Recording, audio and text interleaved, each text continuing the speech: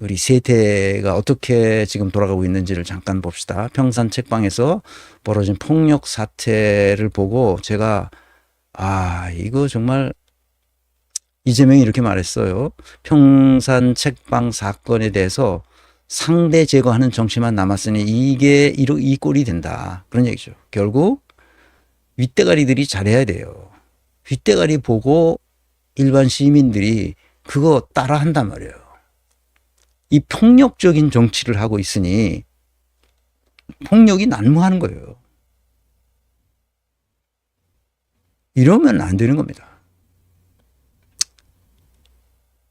나는 이게 너무 정말 아주 처참해요. 우리나라가 지금.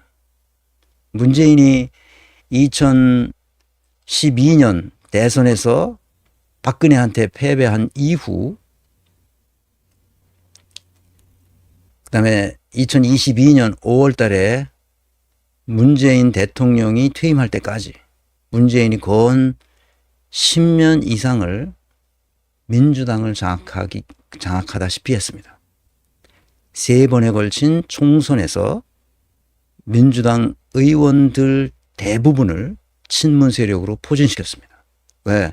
자기가 당 대표 또는 뭐 실질적인 권한 행사자로서 민주당 국회의원들을 대거 친문 세력으로 뽑았죠. 그래서 어떻게 됐나요? 그래서 어떻게 되냐고요? 침대 축구만 했죠. 아가리 파이터만 있었습니다. 실질적으로 한 게 없어요.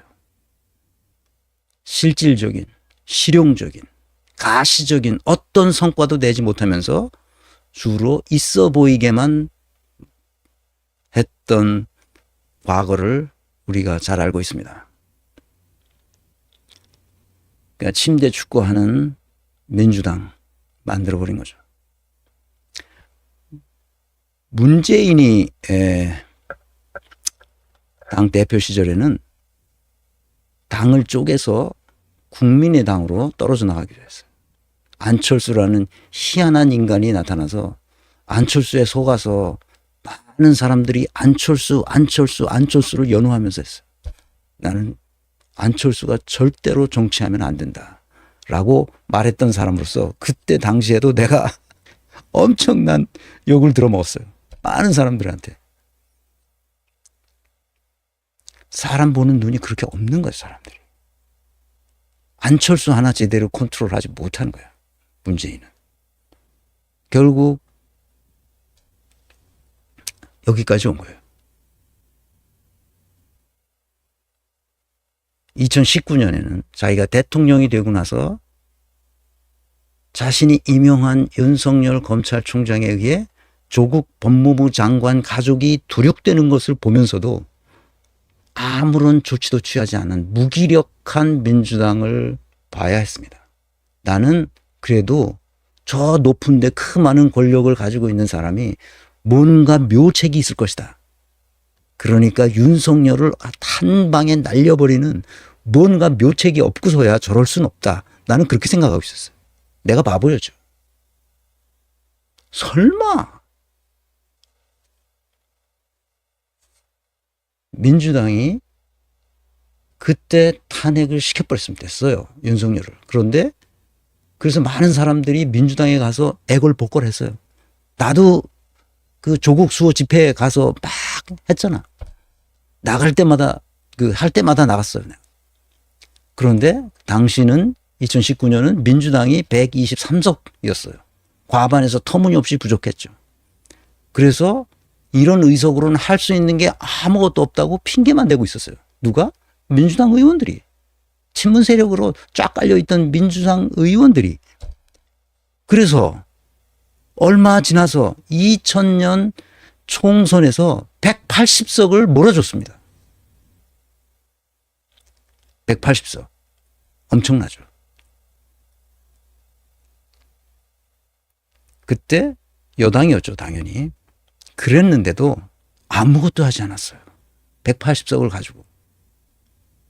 아니 123석 가지고 과반이 안 돼서 우리는 아무것도 할 수 없다고 징징거리던 놈들이 180석을 줬는데 뭔가 할 줄 알았어. 이낙연을 당 대표로 데려다 놓고 아무것도 안 했어요. 아, 정말 나는 왜 이걸 아느냐? 나는 도대체 우리나라가 이렇게 된 이유를 알기 위해서 과거 자료를 계속 본 거야. 나는 그때 정치 별로 관심이 없었거든. 그때도 내가 이런 걸 하리라고는 꿈에도 생각을 못 했지. 이런 강의를 하리라고.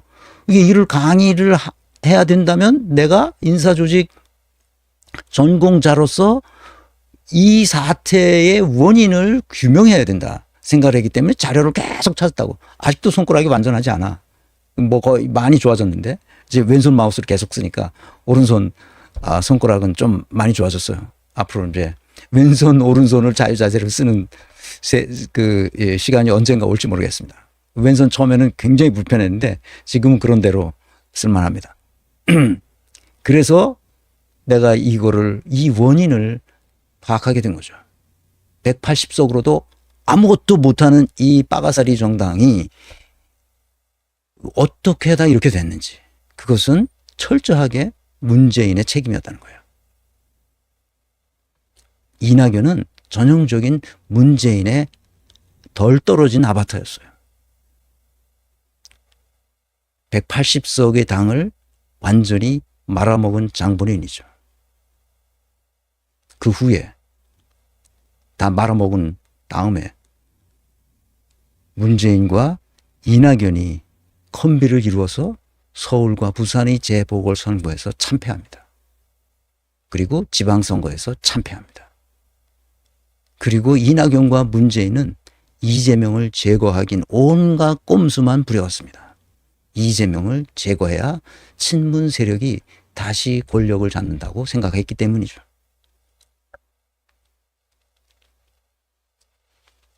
다시 얘기합니다. 문재인은 대통령으로서 그리고 180석을 가진 민주당의 핵심 지도부는 이재명 제거에만 몰두했습니다. 그래서 대선에 패배했죠. 그럼에도 이재명은 죽지 않고 살아서 민주당을 장악하는 자신의 지도부를 만들었습니다. 조금 더 훌륭한 지도부를 만들 수 있었겠지만 뭐 이 정도면 큰 성공이죠. 이재명으로서는. 이재명이 당대표가 돼서 0.5선을 하고 당대표가 돼서 한 말을 내가 잊지 못해요. 이재명이 당대표가 돼서 뭔가 이제 자신이 할 수 있다고 생각하고 당대표로 취임해서 보니까 자기가 할 수 있는 게 아무것도 없다는 거예요. 180석을 가지고 아무것도 할 수 있는 게 없었어. 당대표가 할 수 없도록 만들어 놓고 빠진 거예요.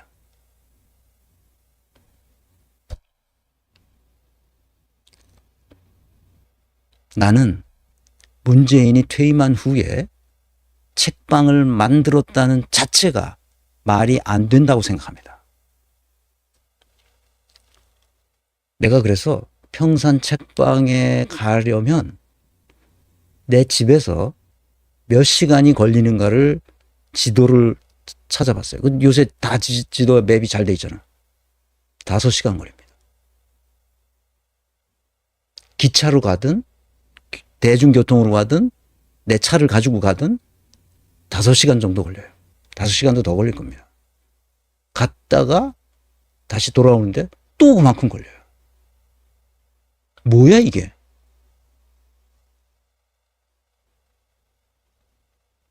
거기다 책방을 만들어 놓고 이 바쁜 사람들을 거기다 불러들여서 그 많은 사람들이 거기 왔다 갔다 하게 만드는 게 이게 제정신입니까?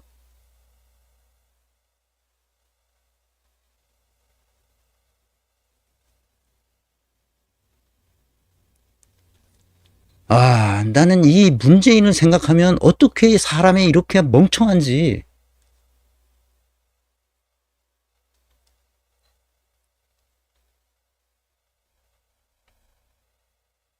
어떻게 이럴 수 있을까, 사람이, 생각이.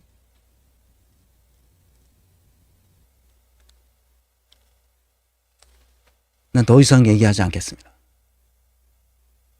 문재인은 사람 취급을 하면 안 되는 겁니다. 그래서 한 나라의 대통령을 했던 사람이 어떻게 이렇게 지저분하게 구느냐 이 말이야, 내 얘기는.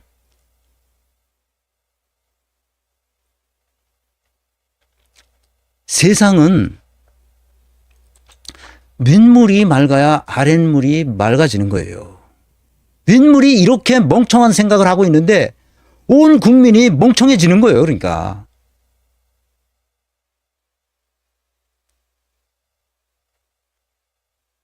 아니, 책방을 연다는 게 말이 됩니까?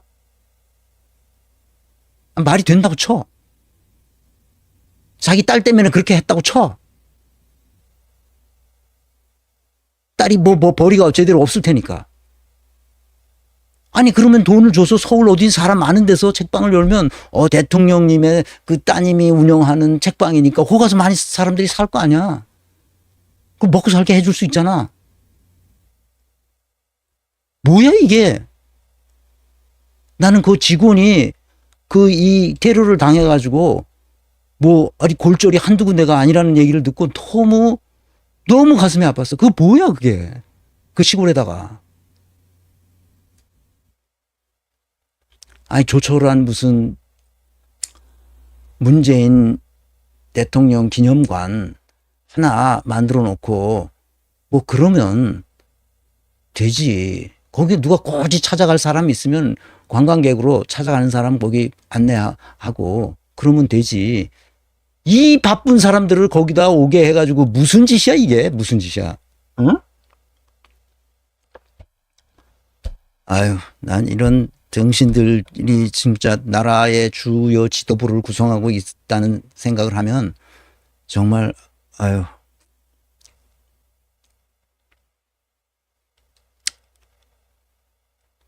국가를 위해 뭔가를 하고 싶은 게 없었어요. 이 사람은. 자료를 다 찾아보세요. 내가 손가락이 아플 정도로 자료를 찾았습니다. 문재인 정부 5년 내에 무슨 짓을 했나. 뭔가 하고 싶은 게 없어 이 사람은.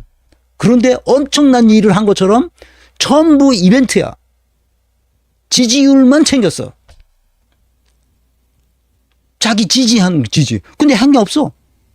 검찰 개혁을 해, 사법 개혁을 해, 언론 개혁을 해, 교육 개혁을 해. 아무것도 한 게 없어. 이런 빌어먹을 놈들이 있나. 아주 통탄할 일이야. 통탄할 일이야. 5년 동안 아무것도 한 게 없어. 아무것도.